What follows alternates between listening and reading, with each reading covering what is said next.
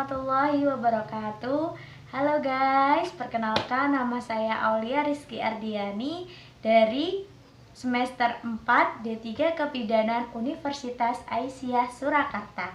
Di sini saya akan menjelaskan mengenai kohort ibu. Kohort ibu merupakan sumber data pelayanan ibu hamil dan ibu bersalin serta keadaan resiko yang dialami oleh ibu. Nah, beginilah format bentuk dari register kohort ibu seperti ini.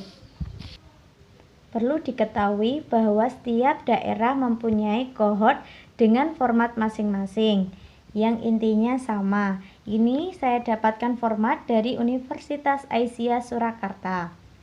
Nah, kohort ibu terdiri dari yang pertama, kolom pertama ada nomor urut, yang kedua ada nomor indeks, yang ketiga ada nama ibu atau suami, yang keempat ada GPA atau gravida para dan abortus yang merupakan G itu sendiri banyak hamil, berapa kali hamil, yang P ini para ini berapa kali bersalin, dan A berapa kali mengalami abortus atau keguguran.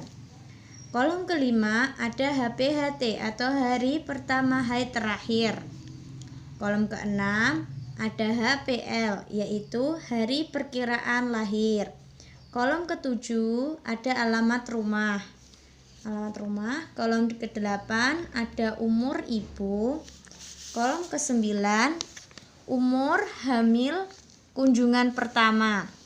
Jadi maksudnya ini pada waktu kunjungan pertama ini di usia kehamilan berapa bulan. Kolom ke-10 ada primi gravida kurang dari 20 tahun atau lebih dari 35 tahun. Nah, ini merupakan faktor risiko. Faktor risiko ini terdiri dari kolom 10 sampai kolom ke-23. Nah, kolom 10 ini sendiri tadi berisi primi gravida kurang dari 20 tahun atau lebih dari 35 tahun. Maksud dari primi gravida ini sendiri merupakan kehamilan yang lebih dari usia 20 tahun, kehamilan kurang dari 20 tahun atau lebih dari 35 tahun. Di kolom 11 ada anak lebih dari 4. Kolom 12 ada jarak hamil kurang dari 2 tahun. Kolom ke-13 ada KEK atau kekurangan energi kronis dengan lila kurang dari 23,5 cm. Nah, yang ke-14 ada anemia, HB-nya kurang dari 11. Dan yang kolom ke-15 ada tinggi badan kurang dari 45 cm. Kolom 16 berisi riwayat hipertensi. Kolom ke-17 berisi menderita penyakit seperti DM, jantung, TBC. Kolom ke-18 berisi riwayat obstetri yang jelek. Kolom ke-19 berisi kelainan besar janin. Kolom 20 berisi kelainan letak dan posisi janin. Kolom ke-21 berisi pendarahan. Kolom 22 berisi tekanan darah lebih dari 140/90. Kolom ke-23 ada lain-lain.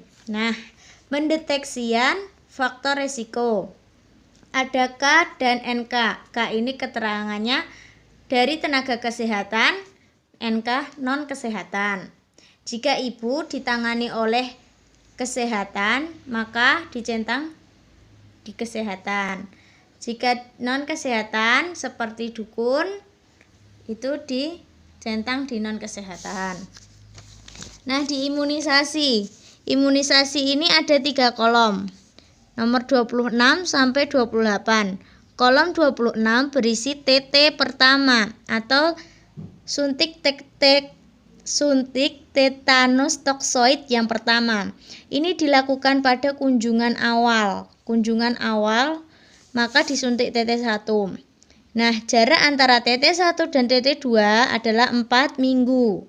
atau 28 hari. Dan TT3 berjarak 6 bulan dari TT2. Kemudian selanjutnya ada kunjungan ibu. Kunjungan ibu ini kolomnya dari kolom 29 sampai kolom 40. Kolom 29 ini berisi bulan-bulan Januari sampai dengan Desember. Kemudian di penolong persalinan ada tenaga kesehatan, ada dukun bayi. Dan ini hasil akhir kehamilan. Ada anak lahir hidup. Hasil akhir kehamilan bisa juga abortus. Abortus itu keguguran. Nah, lahir mati, berat kurang dari 250 gram, berat lebih dari 2.500 gram. Nah, di kolom 3 terakhir 47, 48, 49 berisi sehat, sakit, meninggal sebab kematian. Ini untuk bayinya. Register kohort ibu ini sudah terisi dengan data yang telah diberikan oleh dosen saya. Dari dosen saya yang diketahui nama ibu, GPA, usia ibu, HPHT, Lila, TD, TB, semua ibu mengkonsumsi tablet FE, usia kandungan, dan juga HB terakhir periksa. Yang pertama, nomor urut diisi ini. Yang kedua ada nomor indeks. Nomor indeks ini bisa, misalnya tulisannya 01.001. Nah, nama ibu atau suami di sini yang pertama adalah Nyonya A. Nyonya A atau Tuan A. Begitu. GPA ini GPA-nya Nyonya A G2 P1 A0, yang artinya dia sudah hamil 2 kali, melakukan persalinan 1 kali, abortusnya belum pernah atau tidak pernah. Nah, nih di sini HPHT Nyonya A di sini diketahui 7 Januari 2020. Kita isi tanggal 7 bulan 1 2020. Nah, untuk HPL ini bisa dihitung dari HPHT. Jika diketahui HPHT-nya sekian, maka kita hitung HPL-nya dapatnya sekian. Saya sudah menghitung, HPL-nya diperoleh 14 Oktober 2020.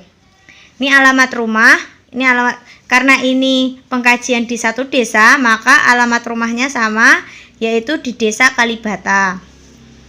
Untuk usia ibu atau umur ibu diketahui di sini Nyonya A 23 tahun, maka kita masukkan di sini 23 tahun. Umur hamil kunjungan pertama. Diketahui umur hamil kunjungan pertama yaitu 2 bulan, maka kita masukkan 2 bulan ini. Untuk yang di faktor resiko, primi gravida kurang dari 20 tahun atau lebih dari 35 tahun. Saya mengisi di strip dikarenakan di sini usianya 23 tahun. Nah, ini tidak termasuk dalam kolom ini. Kalau tidak termasuk bisa di strip seperti ini. Anak lebih dari 4. Ketika data yang diperoleh diketahui anaknya tidak lebih dari 4, yaitu dilihat dari ini. Dia hamil baru 2 kali, persalinan baru 1 kali. Jadi otomatis di kolom anak lebih dari 4 kita strip. Jarak hamil kurang dari 2 tahun. Kita strip karena dari datanya jaraknya tidak kurang dari 2 tahun. KEK atau kekurangan energi kronis, Lila, lingkar lengan atasnya kurang dari 23,5 cm. Dicentang. Kenapa dicentang? Karena diketahui Lila Nyonya A, lilanya 23 cm. Sedangkan termasuk KEK jika kurang dari 23,5. Jadi ini di kolom ini dicentang. Kemudian anemia atau HB kurang dari 11. Nah, di kolom ini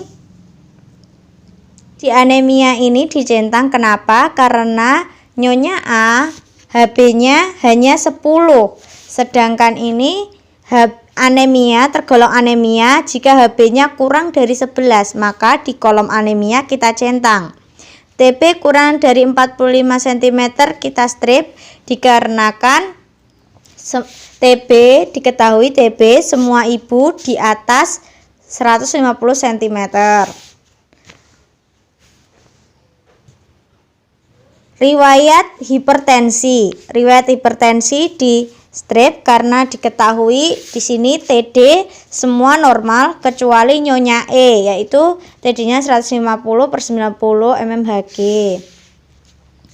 Nah, riwayat menderita penyakit DM, jantung, TBC dan lain-lain kita strip karena tidak ada keterangannya. Riwayat obstetri jelek tidak ada keterangannya juga kita strip. Kelainan besar janin tidak ada keterangan yang mengatakan ada kelainan, kita strip. Kelainan letak dan posisi janin juga kita strip karena tidak ada keterangannya. Pendarahan kita strip, tidak ada keterangannya. TD lebih dari 140/90 kita strip karena TD-nya tadi normal. Lain-lain kita strip. Nah, di kesehatan ini yang ada faktor resiko yaitu KEK dan anemia. Karena ini periksanya di bidan, maka di sini dicentang di kesehatan. Karena bidan termasuk dalam tenaga kesehatan. Nah, untuk berikutnya yaitu imunisasi. TT1 diperoleh tanggal 2 bulan 3 2020. Mengapa? Ini bisa diperoleh dari data HPHT dan umur kehamilan kunjungan pertama. HPHT-nya tanggal sekian. Kemudian umur kehamilan kunjungan pertama umur hamil kunjungan pertama yaitu 2 bulan. Maka kita cari berapa biar sampai tanggal berapa biar dia bisa mencapai 2 bulan. Diperoleh data bahwa ketemu tanggal 2 bulan 3 2020. Lanjut untuk TT2 atau suntik tetanus toksoid kedua. Jaraknya 4 minggu atau 28 hari. Nah, dari tanggal ini ditambah 28 hari jadi tanggal 30 bulan 3 2020. Nah, TT3 diperoleh tanggal 14 bulan 9 2020 karena jaraknya harus 6 bulan. Nah, di kunjungan ibu kita lingkari bulan Maret karena tadi di TT pertama dapatnya tanggal 2 bulan 3 2020. Usianya 2 bulan. Maka kita isi di Maret dilingkari. Karena ini kunjungan pertama, maka kita lingkari dan kita beri angka 2 untuk menandai lingkar ini kunjungan pertama. Jika kunjungan pertama itu kan 1-5 bulan. Nah, ini usianya 2 bulan, maka kita lingkari dan kita isi angka 2.